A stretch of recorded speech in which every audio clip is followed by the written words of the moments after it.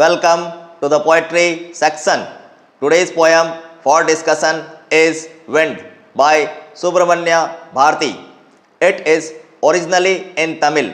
Later, it is translated into English from the Tamil by A.K. Ramanujan. This poem deals with the most common subject that is universally present in the life of every human being. The universal message is that we should not be afraid of our problems but should face it bravely. In order to deal with such adverse circumstances, we need to make ourselves physically and mentally strong. Let's come to the first stanza of the poem Wind. The lines are as follows. Wind, come softly. Don't break the shutters of the windows. Don't scatter the papers. Don't throw down the books on the shelf. There, look what you did. You threw them all down. You tore the pages of the books. You brought rain again. In this stanza, the poet asks the wind to come softly and not to break the shutters of the windows, not to scatter the papers and throw down the books that are on the shelf. But the wind does not listen to him, and so the poet asks the wind to look at the destruction it caused when it had blown very hard. The poet says that it has thrown all the books down on the floor. It has torn the pages of the books and also brought rainfall. Initially, the poet compares its power to a small child, and hence the poet asks the wind to come softly, but later it becomes violent like a angry young man and creates lots of destruction. Moving to the second stanza, we have the following lines. You are very clever at poking fun at weaklings, frail crumbling houses, crumbling doors, crumbling rafters, crumbling wood, crumbling bodies, crumbling lives, crumbling hearts. Here the poet says that the wind makes fun of the weak people.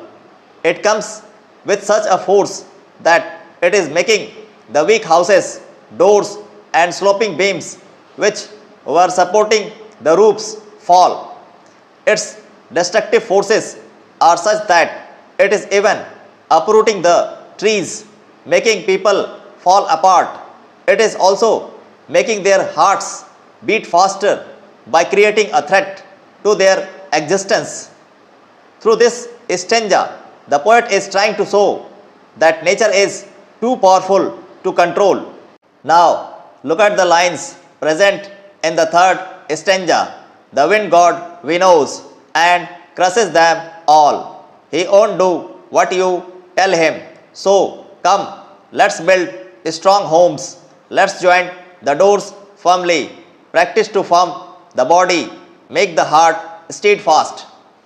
Here the poet compares the wind to a god and says that just as the people winnow the grain from the chaff, in the same way the wind god winnows or knocks down all weak things or people and crushes them all.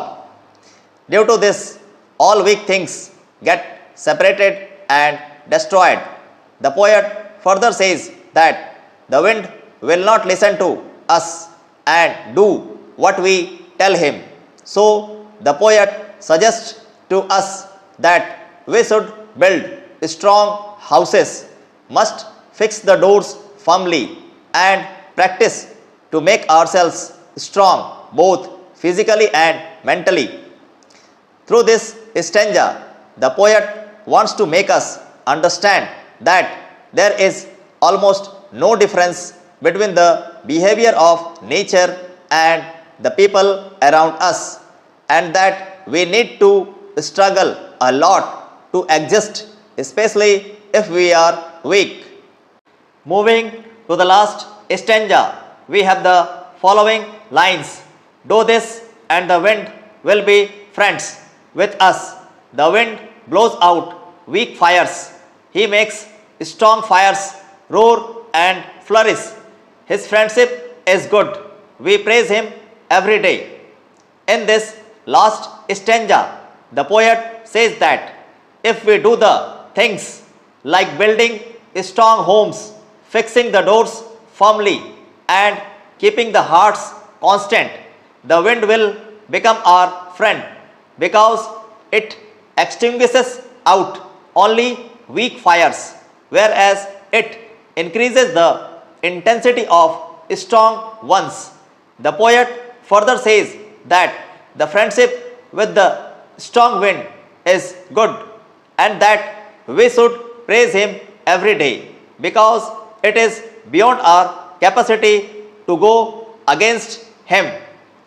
The message that the poet wants to convey to us is that we must make ourselves strong enough to cope with the adverse circumstances of any type.